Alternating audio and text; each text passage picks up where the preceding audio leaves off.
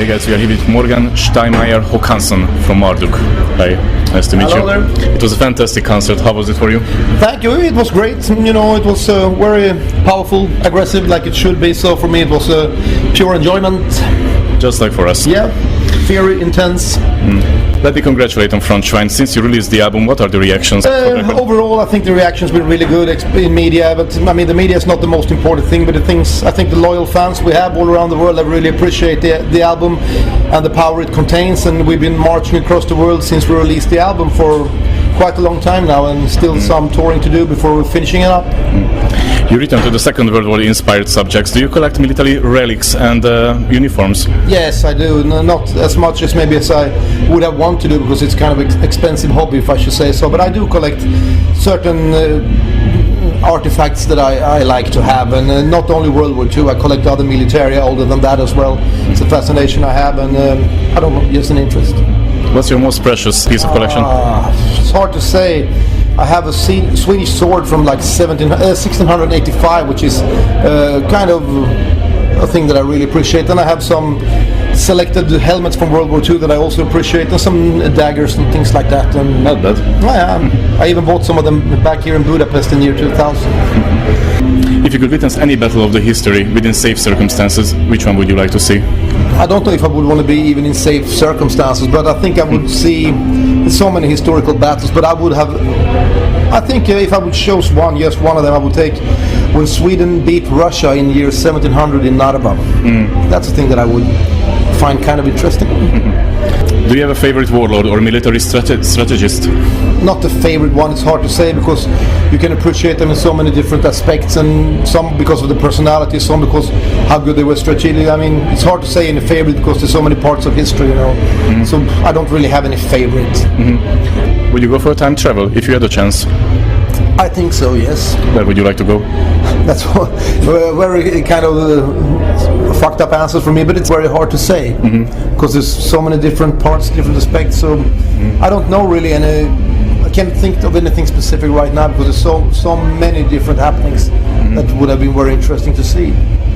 And what do you think about our present days? It's as usual. History always repeats. It's nothing really new how the world is going on. You know, it just repeats itself. Conflicts here, conflicts there. You know. Europe is facing new challenges like massive immigrations and increasing terrorism right nowadays. Where is it heading to, in your opinion? We shall see in a few years. So how do you see your country's position at the moment? Fucked up. Just like that? Yeah, really fucked up in every perspective right now. And do you think the European Union can find solution for these problems in general? What do you think about the European Union? I'm not a big fan of the European Union, so I don't know how they should solve it. I think they take water over their heads and will have a lot of problems in the future, and it will just vanish. I think the European Union is nothing that will hold on for too many years. We've seen other European Unions earlier on. None of them lasts.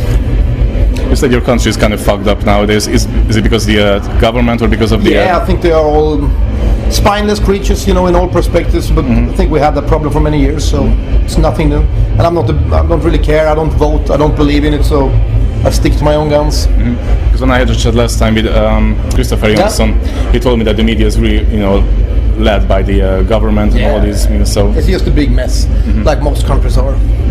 It's not a new thing. I mean, there's a certain small amount of people that always will keep on ruling it how they want, you know. It's nothing new. What do you think about death penalty, by the way? Depending, I think it can be good. Let's get back to music. Is it too early to ask you about the next album? In a way, but I mean, of course we have a plan for it. I mean, I'm always working on things, and not too much when you're on tour, because I don't really write on tour, I focus on other things. But I mean, I already have a strong vision for the album. We have quite a lot of material and lyrical, and everything is proceeding, you know. But I mean, it's nothing that we planned when we will record or so on. But I mean, we still got quite a bit of touring to do, because we're doing Europe now, and we got another 3.5 weeks. We got summer festivals coming up. Then we got a US tour in September. I think it's going into October. And after that, when we get back home, we'll start focusing on the next album. Who are you going with in the United States on tour? We're bringing Rotten Christ with us. Cool. Yes. It's a great old band, so it's going to be a great package, I think. Since you formed the band, MARDUK has become a strong foundation of black metal and extreme metal music. What do you think about the current extreme metal scene? I don't know what you refer to with extreme metal scene, because some bands that are called extreme I wouldn't really consider extreme. I mean, it's a mundane world. I mean, I like a handful of bands that I consider to be great and always being great, and a lot other things I don't really care about. It's not a part of my world, so I don't really care about any scene. I care about myself and what we are doing and what those bands that I appreciate are doing. So the rest is not really something that I put any attention to. And what does extreme or extremity mean to you? To me, I don't know. I don't consider a lot of things that other would consider to be extreme. For me, it's more being natural. And that's probably very extreme to some people, but I don't know. What I find extreme is probably what other people wouldn't find extreme, and I don't really think in those terms. It's just about doing what's becoming natural for you. If Marduk's music was a soundtrack for a movie or for an art exhibition, what do you imagine for that? Could be a lot of things. Could be The Seventh Seal by Ingmar Bergman, which is a good thing. I can see that. And a lot of other things, movies as well, I mean, and or art. I mean, but Ingmar Bergman's pictures would work very well, especially The Seventh Seal. Glorification of the Black God was inspired by Mussorgsky's composition. Would you like to do anything like that in the future?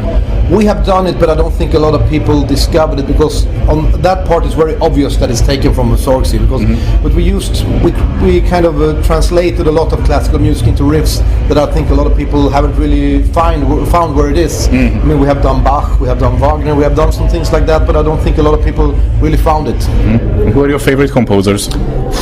I mean, I like a lot of classical music, and even earlier on Renaissance, and even medieval music and time music, whatever you want to call it. But I mean, when it comes to classical music, I really appreciate Bach, Handel, even Telemann, and Wagner, of course, is very different classical music. But I mean, for me, it's a form that is very timeless. As long as you have a good building and the right orchestra, it could have been done 400 years ago or today. It's timeless. It's kind of magic, I would say. And what inspires you nowadays? What inspires me? Could be music or a book or anything? Not really a lot of music, I would say, inspire me. I mean, when you're younger, I think you take a lot of inspiration from other bands, but you come to a point when I think most of the inspiration really comes from within.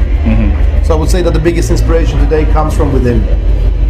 If you could pick the bands for a Marduk tribute album, who do you want to hear cover your songs? I don't know. I'm not a big fan of tribute albums. Could be whoever. I would appreciate that the people would take the time and do it. It would be flattering, but I mean, it's not like I sit down and think which bands would do it. I mean, it's not important. Tribute, I would consider, is to bands that are dead and gone. We're still here, so we don't need any tribute. Please name your 5 favorite album of all time.